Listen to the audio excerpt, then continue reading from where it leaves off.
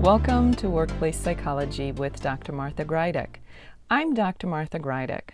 This podcast examines a wide variety of work-related issues through the lens of industrial and organizational psychology. And while many of the topics discussed here may be seen as intended for white-collar employees and their employers, in reality, the ideas presented here are applicable across organizations and industries. Additionally, many of the topics discussed here may be applicable outside of the workplace. I encourage you to examine what's presented here, apply what makes sense to you, and simply discard the rest. Incivility at work can be seen as a civilized way of categorizing behaviors that are anything but civilized. Some of the behaviors that may be considered to be part of incivil behavior at work may include things such as aggression, maybe passive aggression, rudeness of all kinds, maybe teasing, ignoring someone or leaving them out on purpose. All kinds of gaslighting behavior can fall into this category. Undermining someone's work or even sabotage. Those are just some examples of the kinds of behaviors that would fall into this category of incivility at work. The reason why this is an important topic of conversation goes far beyond the fact that incivility at the workplace makes the environment an unpleasant one. It makes it unpleasant to be at work, whether you are the target of incivility or even simply a witness of incivility that goes on around you. It goes beyond all that. Incivility at the workplace is also costly. There's a price to pay, both for individual employees, but also for the organization. Some of the effects that we see as a result of incivility at work can be simply people being dissatisfied with their jobs, with their work environment, and some may even leave their job as a result. And again, you don't have to be on the receiving end of incivility. You may simply be witnessing it, and that's enough to have a strong effect. Other effects of incivility at work may include things such as feeling like you don't belong in that environment or in that company. It may decrease performance. It may decrease your commitment to the organization. Creativity and things like team spirit can also suffer. Incivility at work may decrease motivation. People may decrease the output of their work in terms of both quantity and quality on purpose, intentionally, because of incivility. They may stop showing up on time or not spend as much time at work, or they may also call in sick more often. Incivility can be a source of distraction, but it can also be a source of frustration. And sometimes as a result, people can take out their frustration on their clients, on their customers, and that's not a good thing for the company. As far as the company is concerned, they may have to deal with things such as loss of business, loss of customers, maybe a reputation that becomes damaged or compromised. Even things such as lawsuits may become part of the organization's reality that is linked to incivility at work. Clearly, incivility at the workplace is not a good thing. It can hurt the individuals that work for an organization, but it can also harm the organization as a whole. The good news is that there are things that an organization can do to decrease or even prevent incivility at the workplace. And what's even more important is that some of these things that I will share with you shortly are not limited only to the organizational level, meaning that individuals can take actions in order to improve the situation, be that preventing or decreasing incivility at the workplace. So what are some of the things that can be done? First and foremost, let's talk about modeling good behavior. Now, this can be done on an individual employee level, of course. This absolutely must be done at the management and leadership level. So modeling the right kinds of behavior can definitely help with the issue of incivility at work.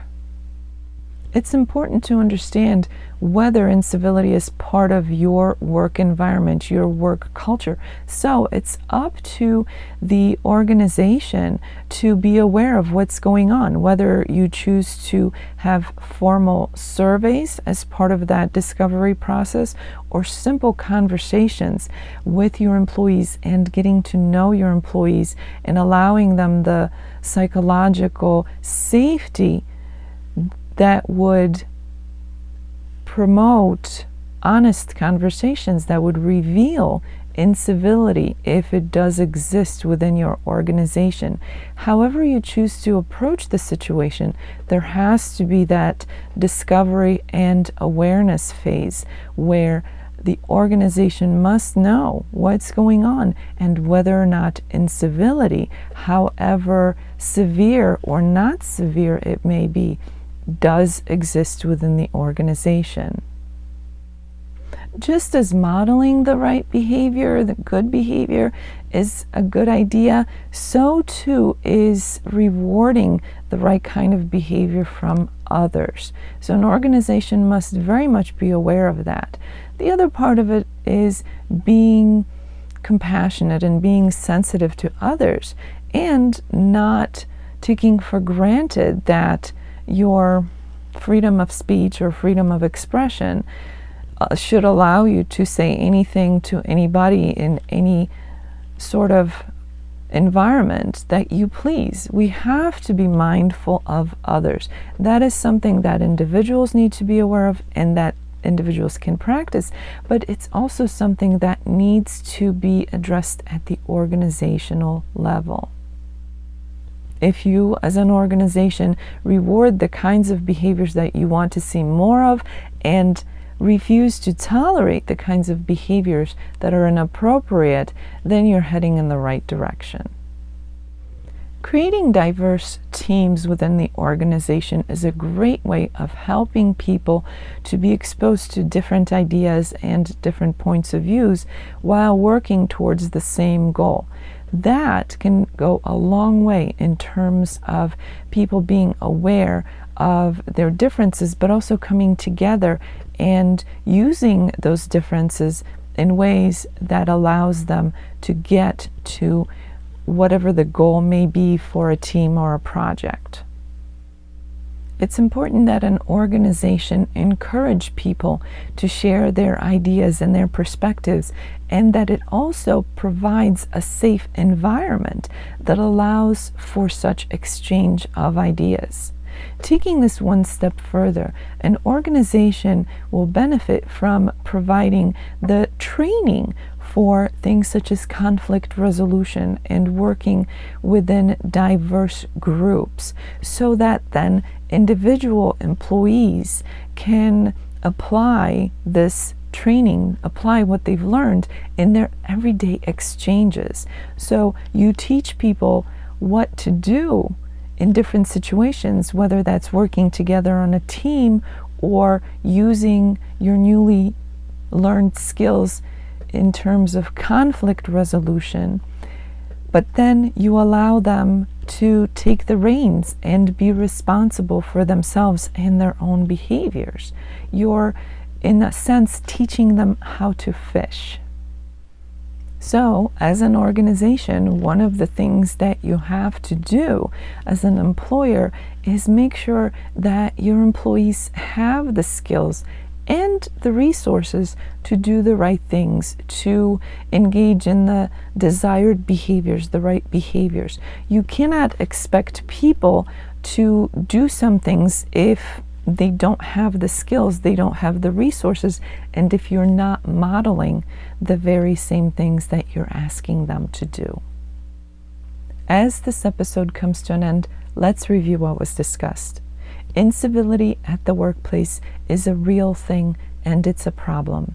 It can present itself in many ways, from everyday rudeness to sabotaging another person's work and everything in between. The bottom line is that it does not come free in terms of it has effects. It has effects on the work environment, on the individual employees, but also on the organization as a whole. And it can be quite costly. That's the bottom line for everyone involved. The good news is that there are things that the organization can do, but also that individual employees can do to decrease incivility at the workplace, and in many cases to get rid of it altogether. Awareness is key. Knowing what's going on within the organization is important. So an employer can use different strategies to find out what's going on and whether or not incivility does indeed exist within that workplace. Modeling the right kind of behavior is important, but providing employees with the kinds of skills and resources to model their own behaviors and exhibit their own behaviors that are desired is also important. And of course, when an organization provides the right kind of training for their employees, not only are they better positioned in terms of what they can realistically expect from their workforce, but they're also presenting an opportunity for employees to improve their own resources and their own behaviors as a result. In essence, you're teaching people how to be self-reliant in terms of conflict resolution and dealing with others at the workplace, and as a result, dealing with incivility in terms of decreasing and even getting rid of incivility at the workplace. As this week unfolds, I invite you to take stock in terms of what's going on with incivility at work at your workplace. Is this something that's part of your reality? Maybe you're on the receiving end of these kinds of behaviors. Maybe you're witnessing it. Or maybe you're part of the problem, and behaviors that you thought were okay, you're just learning today that they're not. Wherever you are, whatever your position, whether you're an employee, whether you're the employer, it's important to know that incivility at work affects everyone. And it can affect the bottom line. It can be quite costly in terms of things such as lawsuits, loss of business, loss of talent.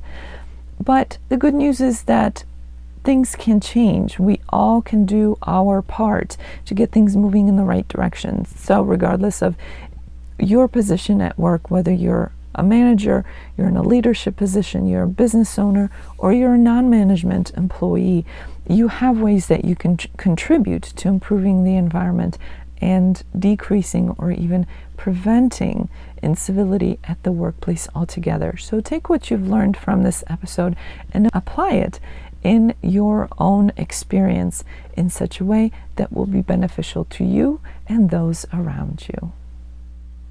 For those of you who are experiencing this podcast in an audio-only version, I encourage you to check out my YouTube channel, Stress Free with Dr. G, where you can find the video version of the podcast.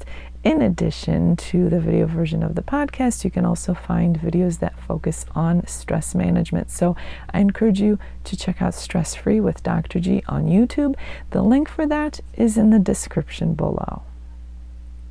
Thank you for joining me today. Please subscribe to this podcast. I look forward to seeing you here again next time. Until then, I wish you joy and well-being.